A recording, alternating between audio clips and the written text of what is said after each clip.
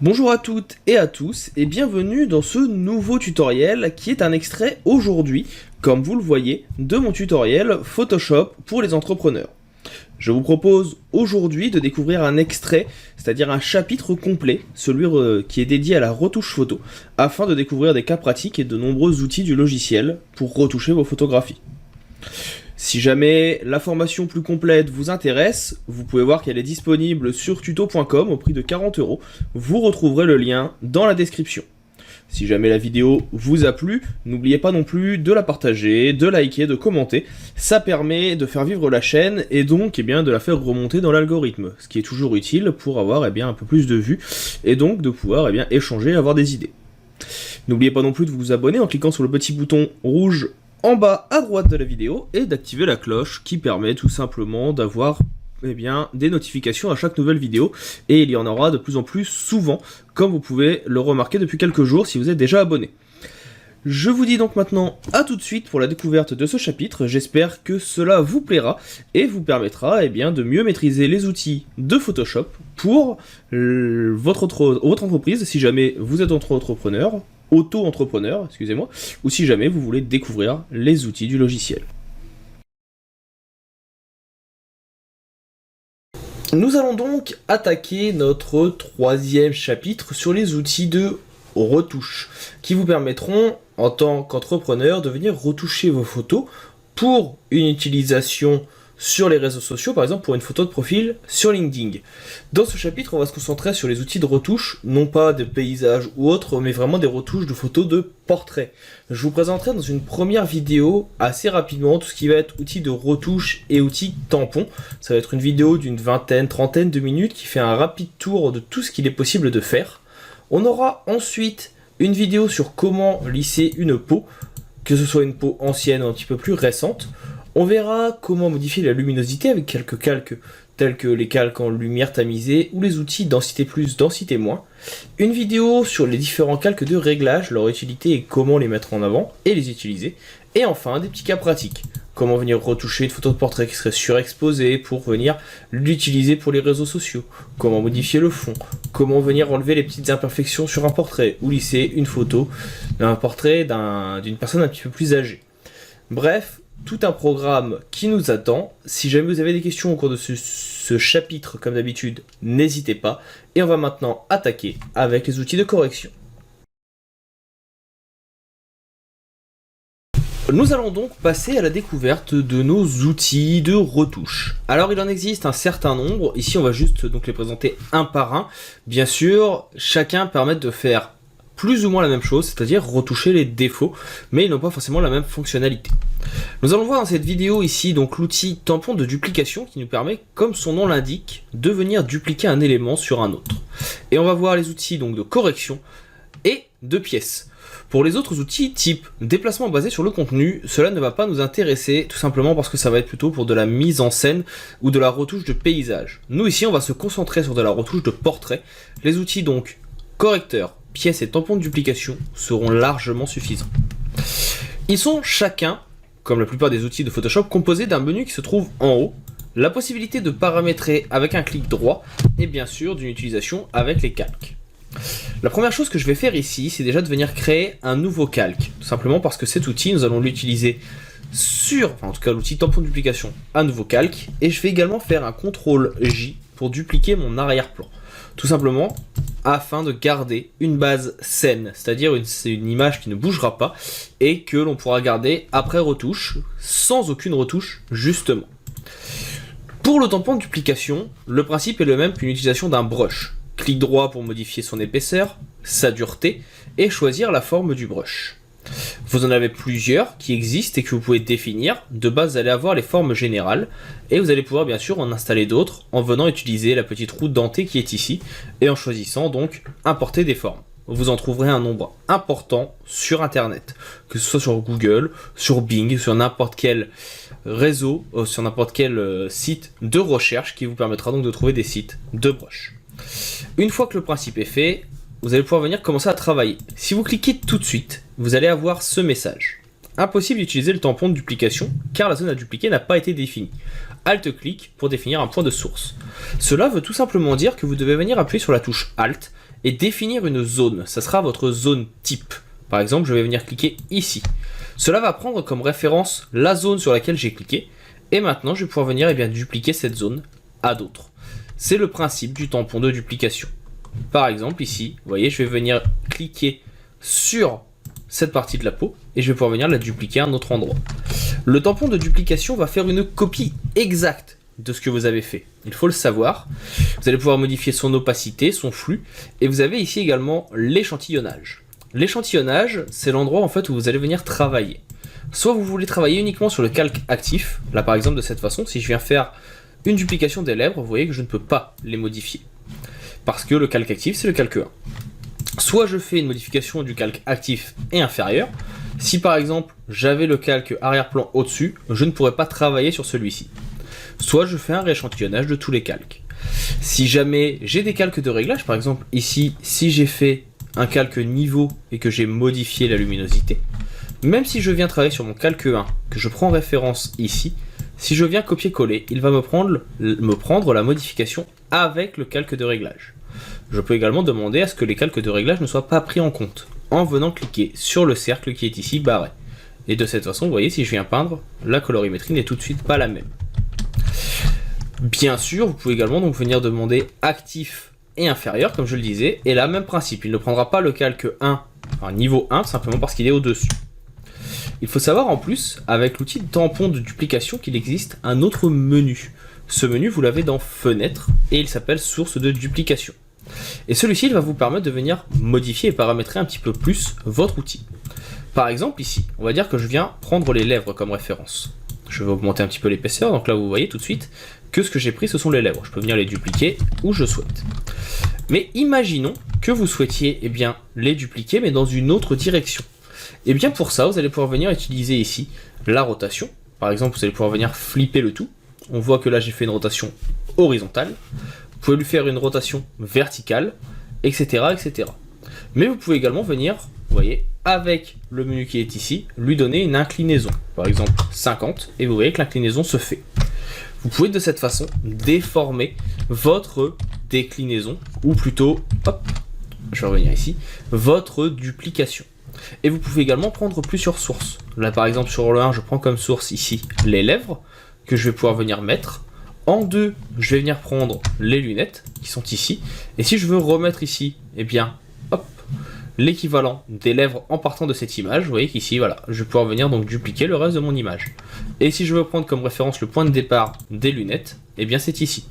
De cette façon, je peux venir le dupliquer une deuxième fois. Et l'avantage des sources de duplication, également, c'est que si vous voulez prendre des références sur une autre photo, par exemple ici, et vous souhaitez venir ajouter la jeune femme, hop, si je viens peindre, vous voyez que vous pouvez venir l'ajouter à la composition. Alors ce n'est pas forcément adéquat ici, c'est vraiment pour l'exemple, mais vous voyez, vous pouvez venir copier la photo. Tout simplement. Donc ça, c'est pour toute la partie tampon de duplication. Nous, on s'en servira, par exemple, ici, si on veut venir donc juste supprimer des petits boutons. Je vais venir zoomer, je vais prendre, en appuyant sur Alt, la référence juste à côté, ici, et je viens effacer mon petit bouton. Et de cette façon, je peux le faire disparaître. Mais vous voyez que la colorimétrie n'est pas prise en compte. Et bien pour ça, il y a d'autres outils. Les outils donc de retouche. Vous avez correcteur, correcteur localisé et pièce. Le correcteur et le correcteur localisé vont fonctionner plus ou moins de la même façon. Le premier, correcteur, il va permettre tout simplement de venir peindre sur un élément. Je vais venir peindre dessus, en cliquant sur échantillonner tous les calques. Et de cette façon, il va venir en fait effacer les défauts en prenant en compte ce qui se trouve autour. Là, vous voyez, il voit la luminosité et tout de suite, il remplace. Et ça permet de venir effacer les petites imperfections. Le correcteur tout court, lui, il va fonctionner à l'inverse, un petit peu comme nous l'avons vu avec le tampon de duplication. Vous allez devoir prendre une référence. On n'oubliez pas d'échantillonner tous les calques. Et ici, en prenant une référence, on va pouvoir venir donc effacer et adapter automatiquement le tout. Par contre, ici, deux sources. Soit notre échantillon, soit on peut même venir mettre un motif. C'est vous qui le choisissez et il se met en place. Il existe plusieurs motifs de base et vous pouvez en créer. Pour la retouche de portrait, ce n'est pas forcément utile, donc on ne va pas s'y intéresser. Dans l'échantillon, on va avoir la possibilité donc de venir faire un mode normal, remplacer, qui va venir remplacer la zone directement, façon tampon de duplication, ou alors des produits, superposition. Nous en mode normal, c'est plus simple, on va juste venir ici donc mettre un petit coup de pinceau afin de remplacer les éléments.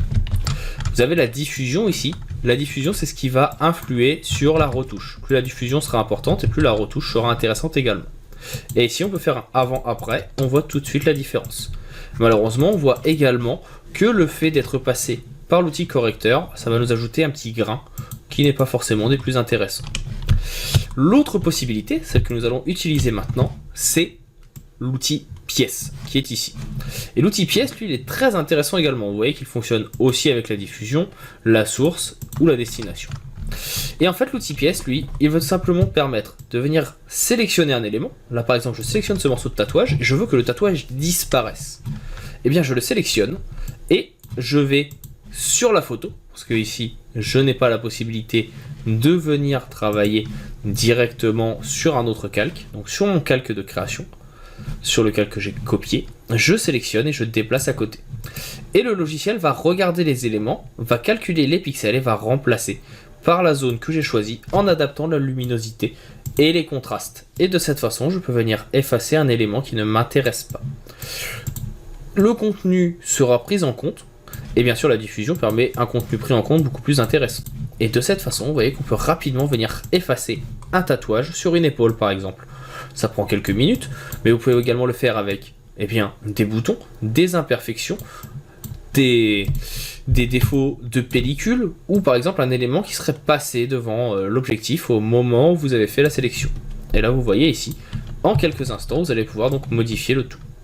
Alors il peut arriver ici, comme vous pouvez le voir, qu'il y ait quelques décalages, pas d'inquiétude. Ici vous pouvez venir sélectionner, soit augmenter votre sélection avec le premier bouton, soit enlever des éléments dans la sélection. Là par exemple je vais juste venir enlever à cet endroit là qui est beaucoup trop proche, soit faire des intersections. En gros vous allez venir réaliser d'autres sélections qui vont se copier les unes par rapport aux autres. Et ici vous voyez en quelques instants on peut venir donc corriger petit à petit le dos. On va revenir en arrière avec un CTRL Z, on va laisser juste cette partie, maintenant que vous avez compris le principe.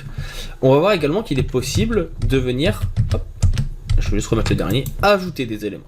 Pour ça, ce que l'on va copier, ça va être la destination. En gros, tout à l'heure, quand je me déplaçais, je prenais comme référence ce qui était à côté pour remplacer. Et bien là, ma sélection va tout simplement, elle, être déplacée à côté pour être ajoutée. Et encore une fois, la luminosité et le contraste vont être pris en compte pour permettre une meilleure incrustation. Vous voyez que ça permet de venir ajouter des éléments en quelques instants. Et vous pouvez même demander à ce que la transparence soit prise en compte quand il y en a. S'il n'y en a pas, ça ira plus vite, ça ne sera pas pris en compte. Donc voilà pour les outils de retouche. Vous voyez que c'est relativement simple, ça va vite à mettre en place et ça permet très facilement de retoucher un élément. On va voir dans la prochaine vidéo comment retoucher, ou plutôt comment lisser une peau. On va voir ça avec le portrait qui est ici. Et ensuite on verra comment modifier la luminosité. Et on fera un rapide tour sur les différents calques de réglage et leur utilité et leur utilisation, avant de passer à un dernier cas pratique ici sur comment venir retoucher les imperfections sur le visage, comment lisser la peau et modifier la luminosité par exemple. Passons maintenant à la technique de lissage de la peau. Alors vous allez voir que c'est quelque chose qui est assez simple à mettre en place et qui permet d'enlever des rides, d'enlever des petites imperfections et de lisser la tonalité, que ce soit en couleur et en contraste, d'une photo. Alors pour ça, je vais commencer ici par venir dupliquer l'arrière-plan en faisant un CTRL J. Et sur ce CTRL J, je vais venir faire un clic droit et convertir en objet dynamique. Pourquoi? Je vais vous montrer la différence tout de suite. Je reduplique l'arrière-plan pour qu'on en ait deux, un avec les options et un sans. Rien que ici, si je viens faire un paramétrage, par exemple un effet négatif, pour cela je fais un CTRL ou un commande I. Vous voyez que ça vient donc intervertir la luminosité, le passer en mode négatif. Rien ne s'ajoute. Ici je peux bien sûr, comme c'est un filtre simple, refaire un CTRL I pour revenir à l'inverse, mais sachez que n'importe quel filtre que je viendrai ajouter, je ne pourrai plus le modifier par la suite. Par contre, si je viens me mettre en objet dynamique, comme c'est le cas ici, si je fais un CTRL I, on voit que celui-ci passe en mode inversion et qu'il m'ajoute une fenêtre de filtre dynamique. Ça me permettra à tout moment déjà de pouvoir venir le rendre invisible ou non, et même avec l'ajout de ce masque de fusion filtre dynamique, de pouvoir venir effacer le filtre sur certaines parties si je le souhaite. Par exemple, ici sur le filtre dynamique, je viens en noir avec une opacité à 100% et je vais pouvoir venir effacer l'effet où je le souhaite. Comme vous l'aurez compris, nous allons commencer ici donc par un filtre inversion, un CTRL-I, effet négatif, et je vais venir le passer en mode incrustation. Vous voyez que ici ça vient déjà aplatir légèrement les couleurs de notre image. Bien sûr, ce ne sera pas le seul paramétrage. Nous allons par la suite venir faire un filtre, ici, et nous allons venir dans divers. Et nous avons le filtre passe haut. Le filtre passe haut, vous allez pouvoir le régler ici. Il va en fait rendre votre image, ici, plus ou moins floue, mais surtout il va venir aplatir, comme vous le voyez, les ridules et les différents effets. Là, par exemple, si je me mets aux alentours de 20, on va avoir quelque chose de relativement flou, mais les rides vont disparaître. Je vais venir cliquer sur OK, ici, et je vais maintenant venir faire un autre filtre. Je vais faire flou et flou gaussien. Et le flou gaussien, il va me permettre tout simplement de venir récupérer des pores de la peau, malgré mon effet. Vous voyez ici, si je mets un flou gaussien très important, ça va effacer mon effet de passe haut, et je ne vais plus avoir ici le côté lissé. Par contre, si je viens juste mettre un flou gaussien aux alentours de 7 ou 8, par exemple, eh bien je vais avoir quelque chose de beaucoup plus lisse. Sur la peau, je vais avoir la tonalité de la peau qui va être lissée, et on aura moins d'imperfections. Vous pouvez voir la différence d'ailleurs ici tout de suite, on voit qu'on est beaucoup plus lisse sur le tout. Si ce n'est pas assez lisse, comme on est sur un calque dynamique, je peux revenir ici sur mon filtre passe haut, et vous voyez, je peux venir le rendre peut-être un petit peu moins fort. Et de cette façon, on va avoir quelque chose qui permettra de le modifier. Là, je suis maintenant beaucoup trop faible, entre guillemets. Donc là, je vais venir rajouter du flou. Je clique sur OK. Je reviens sur mon flou gaussien. Et ici, on va essayer d'adapter pour avoir une peau qui garderait un petit peu de grain, tout en ayant, ici, un côté lisse. Donc il faut trouver le juste milieu entre les deux pour obtenir une information assez intéressante en termes de lissage de peau. Là, j'y suis un petit peu trop. Là, c'est déjà un petit peu mieux. Le problème de cette technique, quand on vient lisser, c'est qu'en fait, on va également venir lisser des parties qui ne nous intéressent pas. Les gants, le fond, l'intérieur des yeux, etc., etc. Eh bien, pour arranger ça, on va venir utiliser une petite technique. On va venir dans sélection. Et on a ici sélection par plage de couleurs. Dans la sélection par plage de couleurs, j'ai coloration de la peau. Je clique dessus et il va me permettre de venir sélectionner uniquement la peau, justement. Je clique sur OK, la sélection est faite. Et ici, sur mon calque de réglage, où j'ai fait mon flou gaussien, mon inversion et mon passe haut, je vais venir ajouter un masque de fusion. Et de cette façon, le masque ne se fera plus que sur la tonalité de la peau. Et s'il le fait sur d'autres parties, par exemple ici, eh bien je n'ai plus qu'à venir effacer avec mon pinceau les zones qui ne m'intéressent pas. Je peux zoomer bien sûr pour venir voir la différence sans souci. Et on voit en zoomant ici que j'ai gardé bien sûr du grain de peau, mais que nous avons lissé vraiment la tonalité, quitte à perdre un petit peu de ridule par endroit, surtout quand on est dézoomé. Alors bien sûr, ça ne va pas être quelque chose qui va être parfait. Il faudra par la suite venir ici par exemple faire un CTRL-J, et avec les outils que nous avons vus précédemment, tels que le correcteur localisé ou encore le tampon de duplication, et bien venir effacer les petites rides. Et vous voyez ici qu'en quelques instants, on va pouvoir avoir quelque chose d'intéressant. Là, on va prendre le contenu pris en compte. On ne va pas forcément échantillonner tous les calques, comme je viens de le faire, tout simplement parce que sinon il va prendre en compte ce qui est au-dessus. Je veux juste modifier celui-ci. Je viens effacer les petites rides, et on voit donc qu'on peut venir lisser un visage en quelques minutes. Ça prend plus ou moins de temps suivant l'âge de la personne, la quantité de rides à corriger. Là, je vais venir zoomer, hop, on efface la petite ride, ici aussi, etc., etc. Pour avoir une meilleure qualité, il ne faudra bien sûr pas hésiter à zoomer.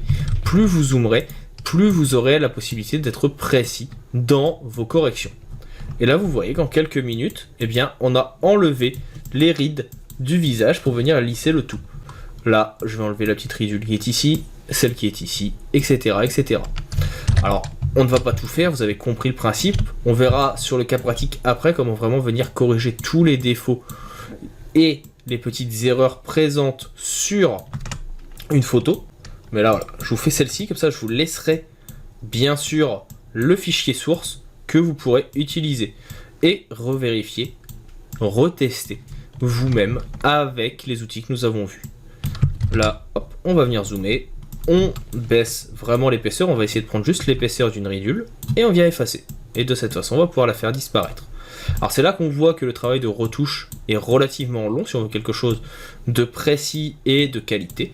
Mais comme ça, hop, déjà vous voyez la différence tout de suite entre avant et après. On se retrouve avec une personne qui a perdu une dizaine d'années, avec des petits défauts qui ne sont plus présents. On va toujours avoir le grain de la peau, ce qui peut être assez utile. On va en profiter pour enlever le petit grain de beauté qui est ici, le petit grain de beauté qui est ici, les petits cheveux ici qui ne sont pas forcément intéressants, etc., etc. On va pouvoir maintenant attaquer le dernier, ou plutôt la dernière fonctionnalité de retouche qui va être intéressante, ça va être celle qui va toucher à la luminosité. Donc pour ça on va utiliser densité plus, densité moins, on en profitera au passage pour voir les outils de flou, etc.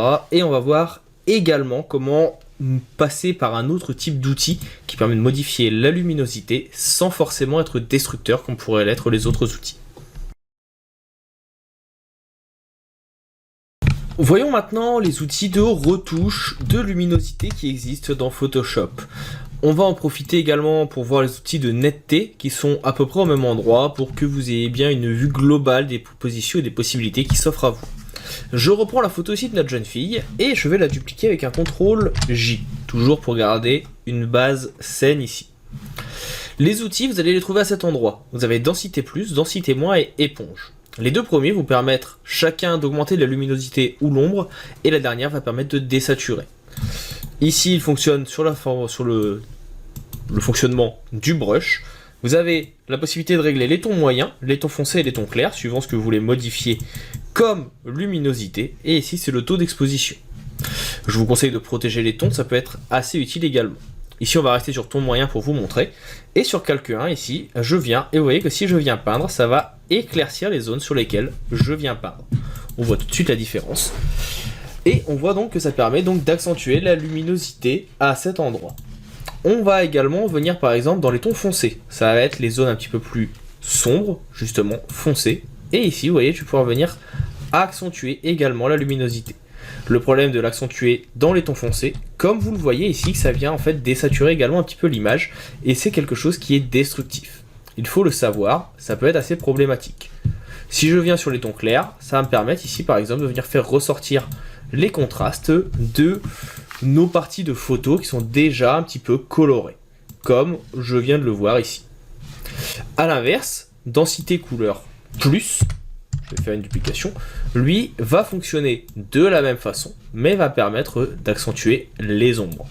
Par exemple ici, si je veux au contraire assombrir, vous voyez sur les tons moyens, je peux venir assombrir mon image. Je peux faire bien sûr la même chose dans les tons foncés, pour venir accentuer l'effet d'ombre de certaines parties, et également dans les tons lumineux, si par exemple ici c'était un petit peu trop lumineux. Par contre, au même problème ici, si je viens faire cette option, on voit que cela va désaturer un petit peu mon image et on va perdre en qualité. Alors il faut savoir qu'il y a une autre façon de réaliser ces options qui est bien moins destructive. Pour cela, je vais venir créer un nouveau calque. Et ce nouveau calque, je vais le passer en mode lumière tamisée. Et ensuite, avec mon outil pinceau, ici, avec une dureté 0 et quelque chose de plus ou moins épais, eh bien je n'ai qu'à venir peindre sur ma composition. Et vous voyez que je vais pouvoir venir donc accentuer la luminosité. Plus je serai vers le blanc, et plus l'accentuation sera forte. Et plus je serai vers le noir, et plus je partirai vers les tons sombres. Je peux bien sûr également utiliser des calques, ou plutôt des couleurs, qui seront un petit peu plus foncées. Je veux quelque chose qui soit orienté jaune par exemple, donc je viens chercher un jaune orangé ici qui pourrait être sympathique, et je viens donc peindre, et vous voyez que ça va également modifier la colorimétrie. En jouant avec l'opacité de mon pinceau, je vais pouvoir venir tout simplement accentuer certaines teintes, par exemple ici sur les mèches. Alors bien sûr, ça ne modifie pas les contrastes, pour ça il y a les calques de réglage que l'on verra juste après, mais c'est une façon non destructive de venir augmenter la luminosité d'une photo ou au contraire les ombres. Et ici vous voyez, hop, avec du blanc, je peux venir donc accentuer une partie, refaire la courbe du nez, refaire ici de la luminosité et à l'inverse venir assombrir cette partie du visage si j'en ai envie. C'est relativement simple et ça permet très simplement de modifier la luminosité. En plus des outils de luminosité, comme je vous le disais, il y a également ici un outil de désaturation qui s'appelle éponge. Il vous permettra soit d'augmenter la saturation, soit au contraire de la baisser. En désaturation, si je viens peindre, vous voyez que la couleur disparaît. A l'inverse, si je viens peindre en saturation, par exemple si je viens ici, on voit que les couleurs deviennent plus vivaces. Malheureusement, encore une fois, c'est quelque chose qui est destructif. C'est-à-dire que maintenant, si je change d'avis, si je veux désaturer, eh bien, obligatoirement, mon image va perdre en qualité. Donc il vaut mieux éviter d'utiliser ces outils pour changer la saturation. Vous avez par exemple ici le teint de saturation que l'on verra dans la vidéo juste après. Enfin pour terminer, je refais ici un nouveau calque avec un CTRL J. Vous avez ici les outils goutte d'eau et netteté. Donc goutte d'eau, lui, il va permettre tout simplement de venir, en échantillonnant sur un nouveau calque même si on le souhaite, eh bien flouter certaines parties. Vous voyez là où je viens peindre, on va voir tout de suite la différence, on floute les éléments. Et de la même façon, l'outil netteté, lui, il va permettre, comme son nom l'indique, de venir ajouter de la netteté à notre image. Donc là, par exemple, je veux quelque chose de beaucoup plus net, ça va en ajouter. Malheureusement, qui dit ajout de netteté, dit ajout de bruit. Il faut le savoir, ce qui peut être donc assez problématique. Il existe d'autres façons d'ajouter de la netteté en venant dans filtre, renforcement. Nous verrons ça quand on traitera les objets en e-commerce ou comment retoucher les objets. Ça nous permettra de voir quelques filtres, comment créer des ombres portées et faire un petit peu de retouches différentes. Ça sera le chapitre juste après. Enfin, le dernier, ici l'outil doigt, très peu utilisé en retouche photo, en tout cas moi je n'en vois pas forcément l'utilité. Il permet de venir déplacer des éléments. Donc vous voyez ici par exemple si je veux déplacer le tout. Il faut savoir qu'il existe le filtre fluidité qui sera beaucoup plus intéressant.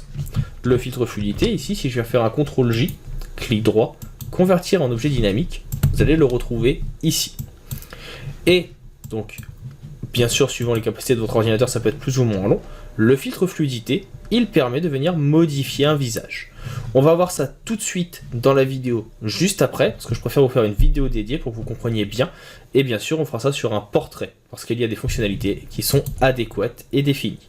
On attaque donc tout de suite la prochaine vidéo pour voir la fluidité. Attaquons donc l'outil fluidité directement ici. Vous allez voir tout de suite pourquoi j'ai choisi de reprendre cette photo, c'est tout simplement parce qu'on voit bien mieux le visage. Je vais faire donc un clic droit, convertir en objet dynamique, et comme on l'a vu juste avant, filtre fluidité. Ici on va cliquer sur ne plus afficher parce que j'ai pas besoin forcément que le message apparaisse à chaque fois. Et ici je vais cliquer sur OK. Et donc ici je vais avoir donc mon menu fluidité qui va apparaître. Plusieurs options dans cet outil. Déjà les outils de droite que l'on va voir les uns après les autres. Votre photo au milieu qui va permettre de venir retoucher le tout. Et les options de gauche, de droite. Les modifications de traits du visage, on va voir ça dans quelques instants, ainsi que les options de masque. Nous, ce qui va nous intéresser dans un premier temps, c'est les outils. Le premier, il fonctionne comme un pinceau. Vous allez définir ici la taille, la densité, le pas et la pression. Et il va permettre, tout simplement ici, de venir modifier votre photo. Par exemple, vous souhaitez avoir un nez un petit peu plus petit, je réduis la taille, et ici, je vais pouvoir venir, tout simplement, hop, réduire la taille du nez. Ça prend quelques instants et ça permet d'avoir quelque chose d'assez intéressant. Vous pouvez faire un avant-après ici pour voir le rendu avant et après retouche. Si vous avez bien sûr été trop loin, vous avez ici les options de filet. En fait, le filet, c'est quelque chose qui, c'est plutôt l'endroit où est affiché votre élément. Là, par exemple, si j'affiche le filet, il devrait apparaître. C'est en fait ce que vous allez voir et qui permet d'enregistrer l'image. Alors apparemment, il ne veut pas s'afficher. Ce n'est pas grave. En tout cas, le filet, voilà, c'est l'endroit sur votre image où vous allez déformer le tout.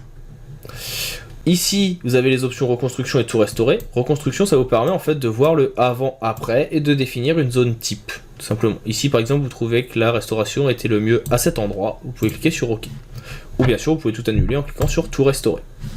Si vous avez fait une grosse modification, un déplacement comme ceci, et que vous voulez voir la différence entre avant et maintenant, ça sera dans afficher le fond. Et en fait, on voit ici, en superposition, où était la photo avant et où elle est maintenant. Ça permet donc de faire une modification et de voir exactement ce qu'on a modifié. Là, par exemple, on voit qu'on a légèrement surélevé l'épaule et déplacé le visage. Ici, on voit tous les calques, le mode avant, arrière ou fusion, pour voir ce que l'on souhaite, et on a la différence d'opacité entre le premier plan et le nouveau. Encore une fois, ça permet de faire un avant-après, de voir ce que l'on a modifié. Alors là, on va rester à 50 et je vais décocher le fond. Donc on voit tout de suite la différence. Là, on a relevé légèrement l'épaule, on a tourné un petit peu le visage, etc., etc.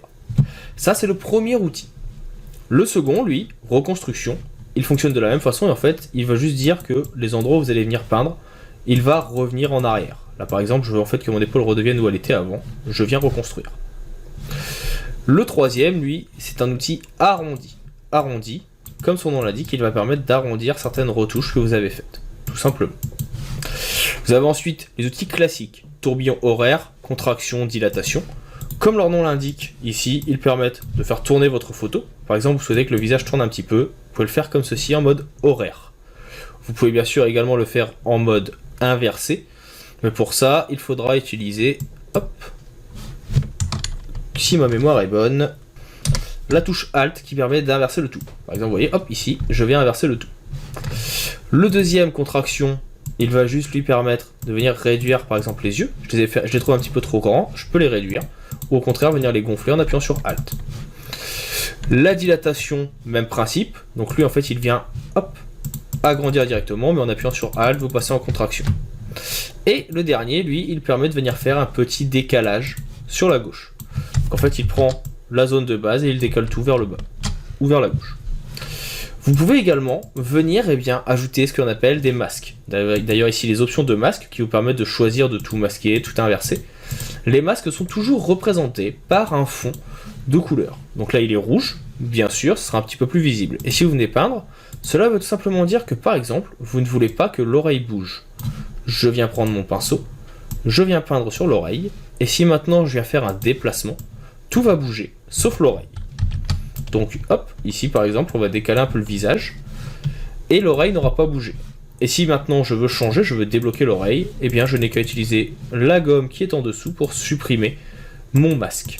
Bien sûr, vous avez également les options de masque ici qui peuvent permettre de les supprimer, et vous pouvez mettre 100 qui va supprimer tout votre masque. Donc là, c'est relativement léger, vous avez vu, rien qu'avec quelques options, on a changé totalement la forme de la photo. Alors là, ce n'est pas forcément quelque chose de qualité, j'ai fait ça vite pour vous le présenter, mais sachez qu'il est possible de faire des modifications corporelles. Grossir des personnes, les amincir, déplacer des parties du corps, etc., etc. Là, je vais juste revenir en reconstruction, et tout restaurer. Et on va voir la dernière option, qui est celle qui s'appelle visage. Elle va aller de pair avec modification de traits du visage qui permet tous les deux de faire la même chose.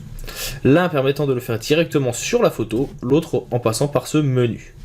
Visage va vous permettre, à travers les traits qui sont écrits maintenant ici, de modifier votre photo. Là on voit que c'est le visage qui est défini, il est donc représenté par ces traits, tout simplement parce que vous pouvez modifier plusieurs visages en même temps s'il y a plusieurs photos. Et ici vous allez pouvoir venir par exemple élargir les yeux automatiquement, les agrandir, changer même l'orientation si vous le souhaitez. Et vous voyez que ça m'a ouvert ici œil, tout simplement parce que je peux venir modifier les yeux indépendamment les uns des autres, ou bien à l'aide des cadenas les modifier de la même façon. Et par exemple, vous voulez juste les descendre un petit peu ici, les rendre un petit peu plus fermés, vous voulez augmenter la hauteur des yeux, ou au contraire les fermer un petit peu parce que vous trouvez que c'est trop ouvert, etc., etc. Soit vous décidez de le faire par le menu, soit vous venez le faire ici. Vous pouvez modifier la largeur des yeux, l'inclinaison des yeux, mais également la distance entre les yeux. Est-ce que vous voulez qu'elle ait les yeux un petit peu plus proches ou non? On peut faire la même chose avec le nez, agrandir le nez, le monter, choisir de l'avoir élargi ou non. Donc hauteur et largeur. Pareil, très simple à mettre en place et ça permet très facilement de modifier les traits du visage. On peut modifier également la bouche. Donc, est-ce que vous voulez quelque chose qui soit très large ou au contraire des lèvres beaucoup plus fines? Est-ce que vous souhaitez avoir un sourire ou au contraire quelqu'un qui ne sourit pas? Vous pouvez modifier cela directement ici. Vous voulez avoir des lèvres fines sur le haut, vous pouvez les amincir. Une lèvre épaisse sur le bas, vous pouvez l'agrandir, etc., etc. Toujours avec l'option ici, bien sûr, et la possibilité de modifier le tout. Et enfin, vous voulez modifier directement le visage, avoir un visage un petit peu plus long, avoir un visage un petit peu plus mince, plus gros, avoir un front plus bas ou un front plus haut. Toutes ces options peuvent être modifiées directement ici. Sans oublier bien sûr la mâchoire qui vous permet d'avoir une mâchoire beaucoup plus fine. Et vous voyez que là, en quelques instants, on modifie toute la forme du visage pour avoir quelque chose qui nous convient mieux. Ici, on voit qu'il y a encore un petit déplacement qui n'est pas adéquat. C'est l'occasion de repasser sur l'outil normal je baisse un petit peu la taille pour avoir quelque chose qui me plaît un petit peu plus. Hop, là d'ailleurs, maintenant qu'on a zoomé, on voit le fameux filet qu'on ne voyait pas tout à l'heure, tout simplement parce que c'est une photo qui est en grand format. Et ici, je vais tout simplement, vous voyez, hop, venir, hop, remettre en place ce petit bout de joue que je trouve un petit peu mal placé. Et de cette façon, il est remis en place. Et j'ai fait cela avec mon outil fluidité en quelques instants. On peut bien sûr revoir le avant-après, donc ça c'est avant retouche et ça c'est après. Et ça permet d'avoir quelque chose de totalement différent. Et pourtant, ça reste la même personne, on a juste modifié les traits du visage pour avoir un autre type de profil. Donc vous voyez qu'on peut vite rentrer dans la caricature et les modifications corporelles extrêmes, il ne faut pas en abuser, mais voilà, pour venir par exemple juste modifier un sourire si la personne qui a été sur la photo n'a pas assez souri, vous pouvez le faire en quelques instants. On va maintenant passer au calque de réglage, pour vous présenter comment cela fonctionne, et on pourra finir sur le cas pratique du jeune homme. Avant de terminer sur l'outil fluidité, vous voyez comme j'ai mis un calque dynamique, on retrouve également l'outil fluidité ici. Si vous n'avez pas mis le calque dynamique, sachez que vous ne pourrez pas le remodifier par la suite. C'est important de le savoir. On attaque maintenant les calques de réglage. Dernière petite partie théorique, en tout cas plus théorique, de ce chapitre sur la retouche photo et surtout la retouche de portrait, ça va être la découverte des différents calques de réglage. On va rapidement les passer, que je vous montre comment ils fonctionnent et à quoi ils servent, afin que vous sachiez comment les utiliser en cas de besoin. Il faut savoir qu'il y a deux endroits où trouver les calques de réglage. Tout d'abord dans Images, Réglages, et vous en avez un certain nombre ici. Le fait de passer par ce menu fera que vous ne pourrez pas les modifier. Ça sera uniquement sur le calque que vous avez activé. Ça n'échantillonne pas tous les calques. Par contre, vous avez également la possibilité de venir passer ici par le petit cercle qui est bicolore, noir et blanc, et vous avez également un certain nombre. Je ne vais pas tous vous les montrer, tout simplement parce que certains, en termes de retouche photo, ils ne sont pas utiles, et on ne va pas donc augmenter le temps de la formation pour des choses qui ne vous intéresseront pas. Je passerai donc sur couleur unie, dégradé et motif, qui permettent de remplir les compositions d'une couleur unie, d'un dégradé ou d'un motif que vous auriez créé. Vous voyez ensuite qu'il y a un léger trait de séparation ici. Vous en avez 3, tout simplement parce que vos calques de réglage sont divisés en 3 zones. Ceux qui vont retoucher la luminosité, que l'on va voir tout de suite, ceux qui vont retoucher les couleurs, qui sont ici, et les derniers, que l'on ne verra pas non plus, qui vont permettre en fait de réaliser des effets, tels que des effets de seuil, d'isolis ou d'inversement, comme nous l'avons fait avec le CTRL I pour l'effet négatif. Donc je ne vais pas revenir sur ceci, mis à part sur le correction sélectif, qu'on verra à la fin. Les 4 premiers que vous avez ici, ils permettent donc de retoucher la luminosité. On le devine un petit peu avec le nom luminosité contraste. Je clique dessus, on voit que j'ai mon élément qui apparaît dans la palette des calques. Il est représenté par un petit soleil ici, ça veut dire que c'est donc le calque luminosité contraste. Vous allez pouvoir retrouver les différents ajouts et calques de réglage également dans le menu ici, ajouter un réglage, avec chacun leur petit logo. Donc encore une fois, ils sont définis par des pictogrammes, surtout par des lignes. Dans un premier temps la luminosité, deuxième ligne la couleur et troisième ligne le reste. C'est à vous de voir suivant ce que vous voulez utiliser, et vous voyez que ici ça va venir ajouter les calques automatiquement également. Personnellement je n'utilise jamais ce menu parce que tout est déjà disponible ici. Donc le premier, luminosité contraste, il permet comme son nom l'indique de venir remonter la luminosité ou la baisser et augmenter les contrastes ou les baisser, suivant si vous voulez une photo un petit peu plus fade en couleur, qui fasse un petit peu plus ancienne, ou au contraire une photo un petit peu plus colorée. Ça c'est le premier calque. Les 4 vont permettre vraiment de retoucher ce type d'éléments, mais plus ou moins précis suivant les endroits que vous souhaitez. Niveau, il vous permet de retoucher les tons sombres, les tons moyens et les tons clairs, et de définir la plage de nuances de gris.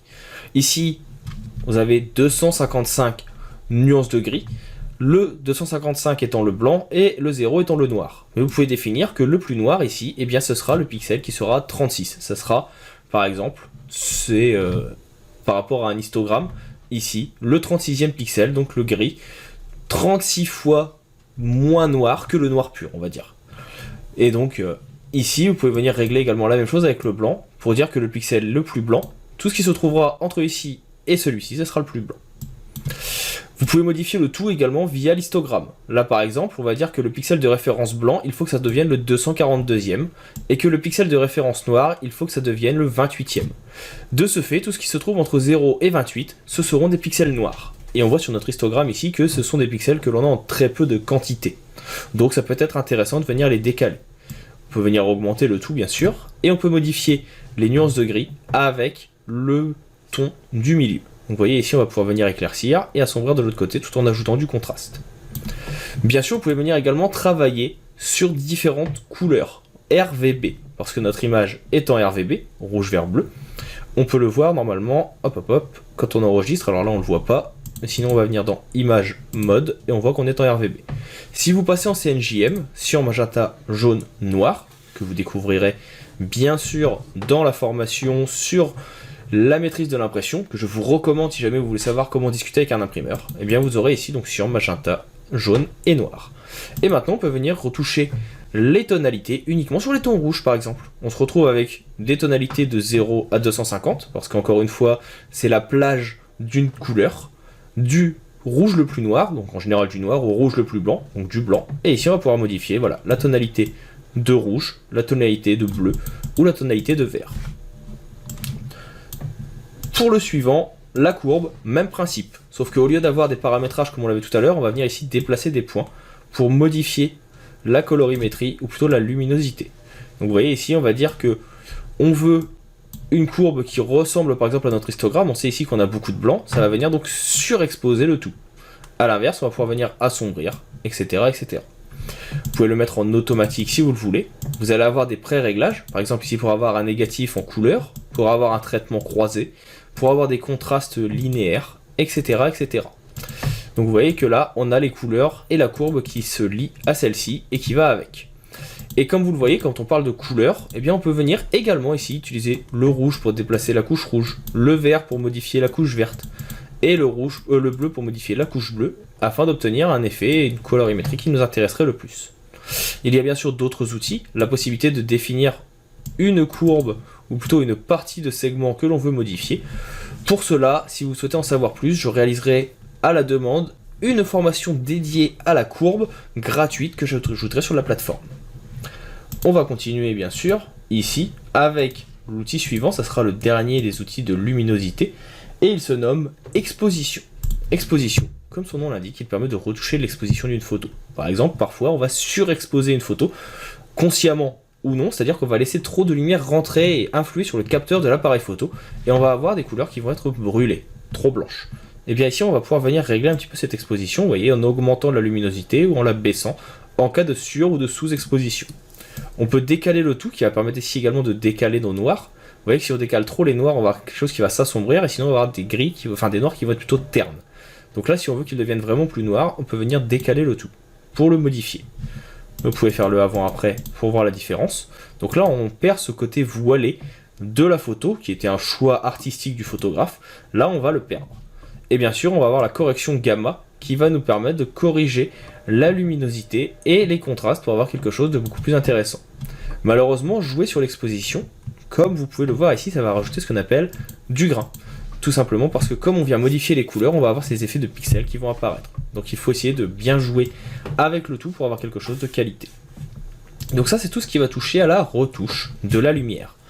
On a également besoin parfois de retoucher la couleur. Et pour ça, on va avoir les différents éléments qui sont ici.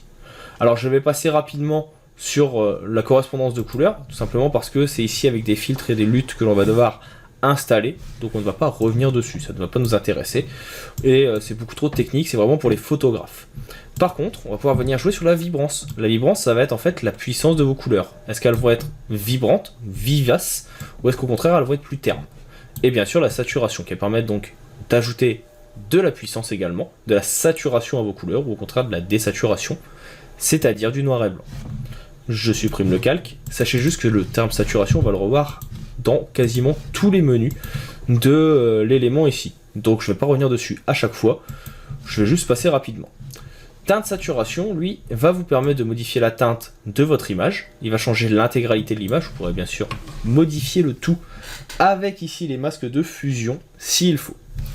Pour ce qui est de la saturation, augmentation des couleurs, suppression et luminosité, donc on va venir ajouter du blanc ou du noir suivant ce que l'on souhaite. Vous pouvez également venir faire ce qu'on appelle une bichromie, ou plutôt une fausse bichromie, avec la teinte saturation en venant cocher coloriser. Et automatiquement, ça va passer notre image en nuance d'une couleur que vous allez pouvoir venir définir ici.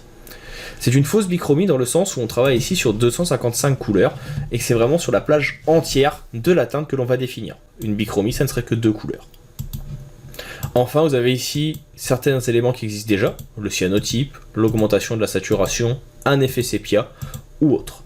Et bien sûr, vous pouvez venir travailler uniquement sur certaines couleurs en venant utiliser l'élément qui est ici ou en venant jouer avec les différents paramétrages à cet endroit. Ici, il faut connaître un petit peu la théorie des couleurs. Les couleurs ont des degrés. Donc par exemple, le rouge, on voit qu'il est entre 318 et 345 degrés. Et ici, on peut bientôt augmenter la plage. Et ça va être la plage de couleurs qu'on va venir modifier. Vous voyez, vous pouvez modifier la teinte uniquement d'une plage de couleurs. Là, ça modifie par exemple tout ce qui va être la couleur de peau, le rouge. A l'inverse, si par exemple je ne veux modifier que le bleu, eh bien je peux venir sur le bleu. Ici on voit que le bleu c'est compris entre 195 et 225 degrés. Et pareil, ici je vais pouvoir modifier la couleur du bleu. Donc ça va modifier certains éléments suivant lesquels nous allons définir. Plus que du bleu, là par exemple, moi je pensais que vous alliez modifier ici, on va plutôt être sur du cyan. Donc je définis cyan, on voit que cyan c'est ici et ici. Et là normalement, vous voyez, hop, je peux venir changer la couleur de mon élément directement.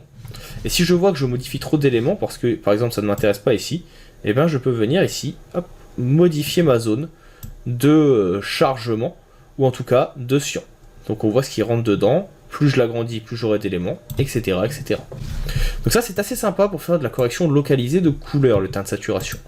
Mais pour vraiment avoir du localisé, on a également la balance des couleurs, qui va permettre de localiser et de modifier les tons moyens, foncés ou clairs. Comprendre par là les teintes les plus sombres, les teintes les plus moyennes et les teintes les plus lumineuses. Et là on va pouvoir venir influencer le taux de rouge dans les tons moyens, le taux de vert et le taux de jaune par exemple, pour avoir un petit effet. Et en même temps on veut que dans les couleurs les plus sombres, eh bien, il y ait un petit peu plus de vert et un petit peu plus de bleu. Et de cette façon on va pouvoir créer ce petit effet par exemple. Donc c'est relativement simple à prendre en main et ça permet vraiment de modifier l'ambiance de la composition. Dans le même temps, on a ici noir et blanc. Il permet, comme son nom l'indique, de venir faire un effet noir et blanc. C'est très intéressant le noir et blanc, surtout en milieu professionnel, parce que ça permet tout de suite de donner un effet très classe sur des photos de portrait. Et ici, vous avez donc plusieurs éléments. Quel type de filtre, si vous voulez un filtre bleu ou autre. Et surtout, on va pouvoir venir modifier les différentes teintes de base de la photo et accentuer les couleurs. Là par exemple, on voit que sur la peau, qu'on sait être rouge, eh bien ce n'est pas très contrasté. Eh bien je vais pouvoir venir contraster un petit peu plus la peau. D'ailleurs ça va permettre de faire ressortir les défauts qu'on va pouvoir plus facilement corriger par la suite. De cette façon, je vois qu'ici la joue sera à corriger, que là il y a un petit bouton, etc. etc. qui n'apparaissent pas forcément ici avec les couleurs uniformes, mais je pourrais venir les retoucher pour voir ce qu'il y a à faire. Donc ça c'est un exemple de l'utilisation qu'on peut avoir avec noir et blanc. Bien sûr, on peut également donc venir modifier la couleur pour faire ressortir les cheveux, etc., etc. Et on se retrouve tout de suite avec une couleur, plutôt un noir et blanc qui va être beaucoup plus intéressant. Donc je vous invite à essayer le noir et blanc pour obtenir des photos assez classe pour le marketing. Le filtre photo, vous en avez certains nombres. En fait, le principe, c'est comme si vous veniez mettre une plaque de cellulose devant votre appareil photo. Ça se fait beaucoup, par exemple, en scénographie.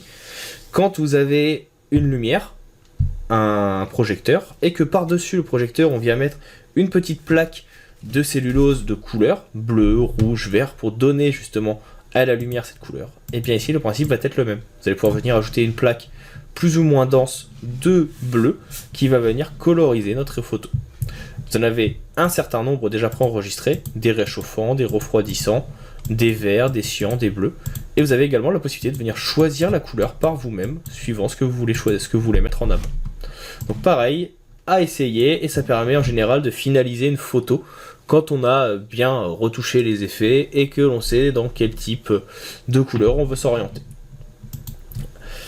Le mélangeur de couches maintenant, donc le dernier, parce que correspondance de couleurs, on a dit qu'on n'allait pas regarder, lui il permet tout simplement en fait de venir modifier le pourcentage de couleurs dans vos photos. On a dit qu'une photo ici en RVB, rouge, vert, bleu, c'est en fait les couches de couleurs qui le composent. Elle est composée pour la rouge de 100% de rouge, pour la bleue de 100% de bleu, pour la verte de 100% de vert. Et bien je peux dire que ma couche rouge, en fait, je veux qu'elle soit à 66% par exemple de rouge pour 34% de vert. Ça va modifier légèrement la tonalité et ça permettra ici d'avoir quelque chose qui soit peut-être dans les teintes qui nous intéressent un petit peu plus. On peut bien sûr modifier dans le vert, là par exemple je modifie dans le vert, j'augmente avec du bleu de l'autre côté, et j'ai mon total ici pour pouvoir atteindre 100%. Et de cette façon, en quelques instants, vous voyez, on est venu modifier la composition, enlever les teintes un petit peu trop jaunes et avoir une couleur un petit peu plus intéressante. Encore une fois, c'est quelque chose où il faut faire des essais et des tests pour avoir quelque chose qui nous intéresse. Là, je ne vous fais que la présentation. Si vous voulez en savoir plus, n'hésitez pas à mettre la main à la pâte ou me poser des questions directement via la section Entraide ou FAQ. Enfin, pour finir, ici, je vais juste venir sur correction sélective. Rapidement, courbe de transfert de dégradés. Ça permet de venir choisir des dégradés présents dans votre logiciel ou dans Créer vous-même pour venir les ajouter à la composition. Là, par exemple, hop, ici, vous voyez, je peux venir créer des effets de couleurs que je vais pouvoir ajouter à l'aide des options de fusion pour venir faire ressortir des effets. C'est pas quelque chose que j'utilise très souvent, mais ça permet de créer des effets qui peuvent être sympathiques. Par exemple, ici, on va avoir un effet Ice qui peut être sympa. Ici, un effet qui va faire ressortir certaines parties de la photo, et en venant baisser l'opacité, voilà, je vais avoir un effet de photographie qui peut m'intéresser.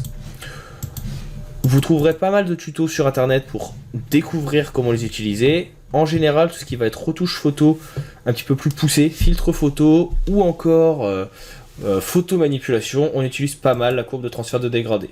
Ce n'est pas ici l'objet du tutoriel, mais sachez juste que cela existe. Et enfin, correction sélective. On va venir jouer en fait sur les différentes couleurs. Rouge, vert, bleu pour le RVB, cyan, magenta, jaune pour le CNJM, et blanc, gris et noir, en gros toutes les couleurs primaires et les tons lumineux. Et on va pouvoir venir influencer le taux de CNJM de chacune de ces couleurs. Par exemple, je veux que mes rouges soient un petit peu plus bleus et un petit peu moins jaunes. Je veux que mes jaunes soient un petit peu plus magenta et un petit peu moins cyan.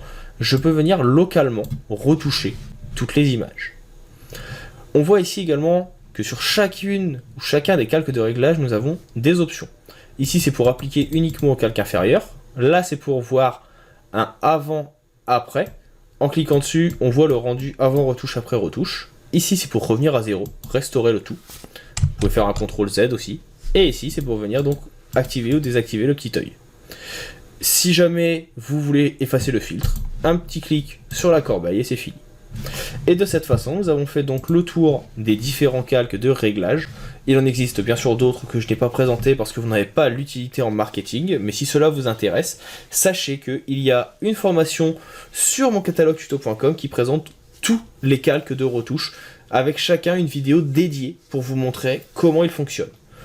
J'espère que ce tutoriel, en tout cas cette vidéo, vous a été utile. On va maintenant attaquer le cas pratique pour finir ce chapitre. Terminons donc ce chapitre par un petit exercice, un petit cas pratique, sur lequel on va venir retoucher par exemple cette photo de portrait. On va venir utiliser les outils de retouche pour supprimer les petits défauts.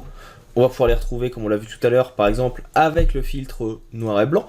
On va venir lisser la peau du personnage et on va venir modifier un petit peu la luminosité, parce que ici on va avoir des endroits qui sont un peu plus surexposés que d'autres. Et on en profitera même pour venir éclaircir le fond. Alors on va commencer ici maintenant par créer déjà notre petit calque de noir et blanc, et avec le ton de peau, ici, hop, je vais juste venir l'augmenter légèrement. Ça va me permettre tout de suite de venir voir les défauts qui vont ressortir, vous voyez, on les revoit un petit peu plus ici. Et si je zoome, on les voit même extrêmement bien. Si je viens foncer le tout, on les voit encore plus. Voilà, il faut essayer de trouver quelque chose d'adéquat. Là, ça me permet de les voir pas mal, je vois qu'il y a pas mal de petites imperfections que j'aimerais modifier. Alors, je vais créer bien sûr un nouveau calque, ici, et je vais prendre mon outil correction, ou mon outil pièce au choix. Donc là, je vais zoomer et on va juste venir sélectionner les zones à corriger, tout simplement. Alors, comme on a pris l'outil pièce ici, il va falloir faire un CTRL J, parce qu'il n'y a pas d'échantillonnage de calque. Et là, je sélectionne et on va venir effacer toutes les petites imperfections. Ça peut être plus ou moins long, suivant le nombre d'imperfections et ce qu'on veut modifier. Donc, prenez bien votre temps, faites bien attention de ne pas en oublier. Vous pouvez même venir faire des petites zones au pinceau pour être sûr de ne rien oublier justement.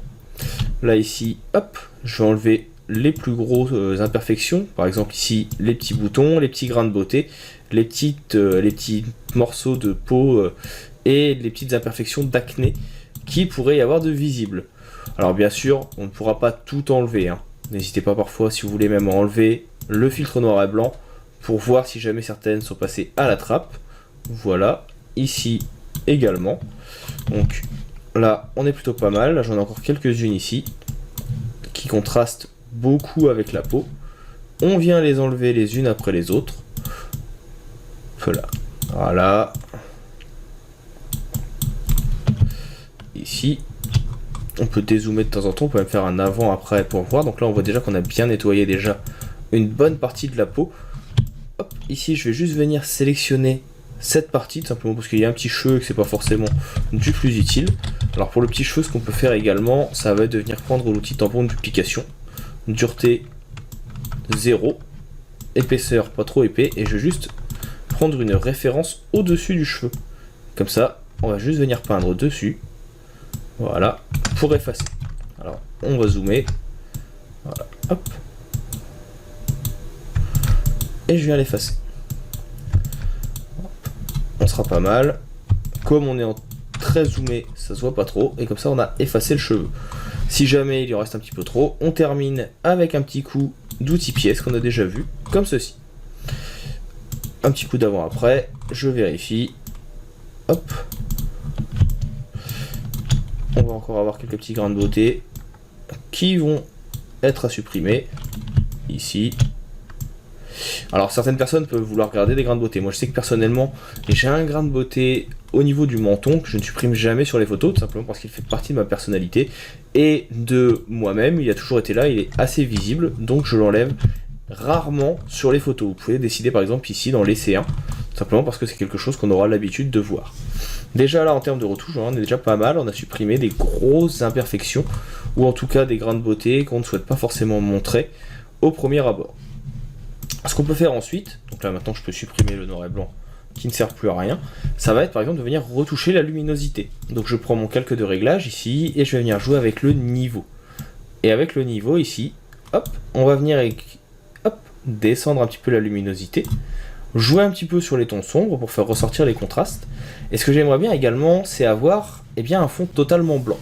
Et bien pour ça, je vais venir ici prendre par exemple mon outil correction sélective, et là je vais venir tout simplement prendre le blanc, et sur le blanc je vais venir baisser le noir au maximum, et de cette façon vous voyez tout de suite ça va venir modifier juste mon fond. Alors je vois également que ça va modifier ici et surexposer cette partie. Alors là je vais prendre un pinceau, hop, plus ou moins épais, avec une dureté à 0, voilà, et ici je vais juste venir effacer en fait sur le visage. Comme vous le voyez, de cette façon ça permet donc de rendre beaucoup plus blanc le fond, mais pas le dessus.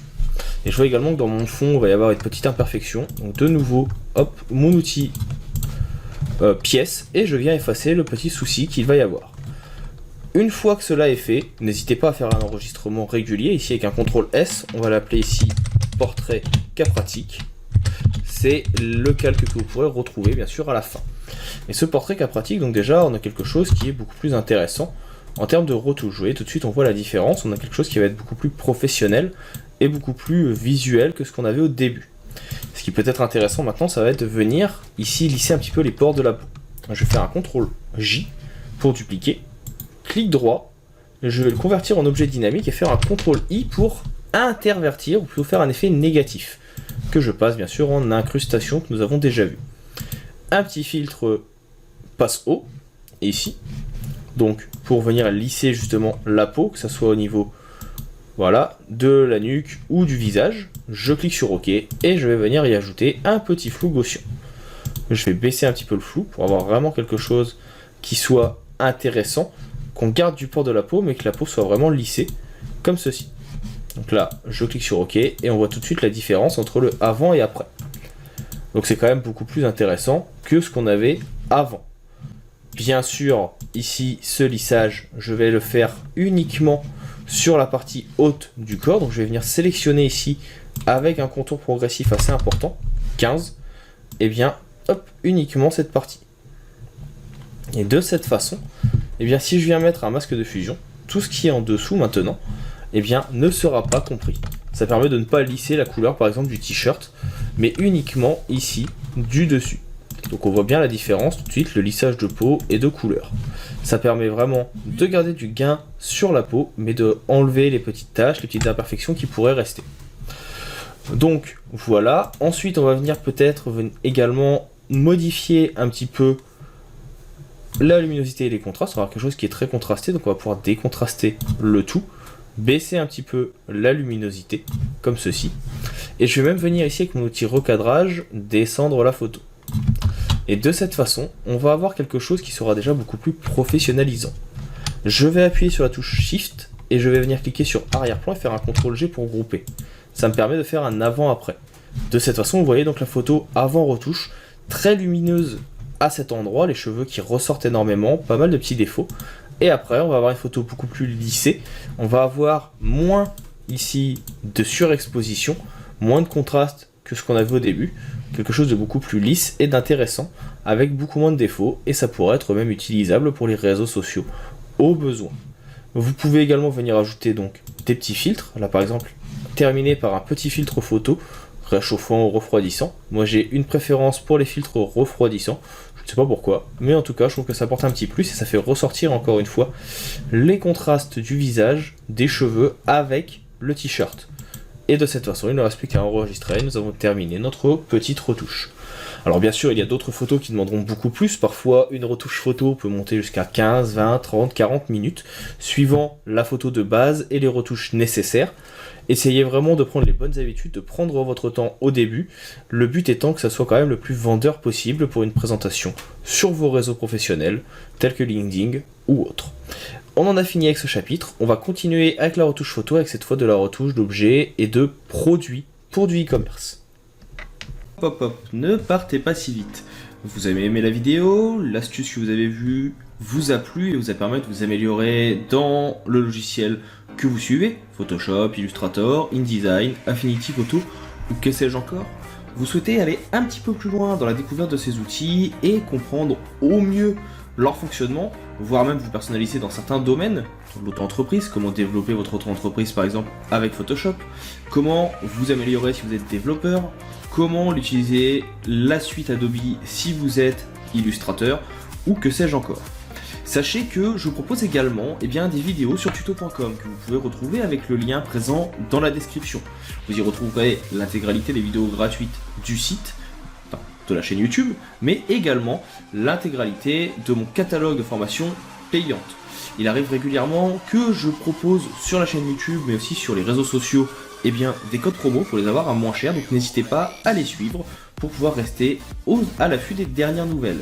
Je vous invite également, bien sûr, à laisser un commentaire, un petit like, à partager la vidéo autour de vous afin que la chaîne puisse grandir. N'hésitez pas à me dire ce que vous en avez pensé, c'est toujours avec plaisir que je lis les commentaires et que je réponds, même en cas de besoin. Je vous dis maintenant à bientôt pour d'autres tutoriels, pour d'autres ressources, pour d'autres outils liés au monde du graphisme ou du marketing. Je vous souhaite une bonne continuation et je vous dis à bientôt.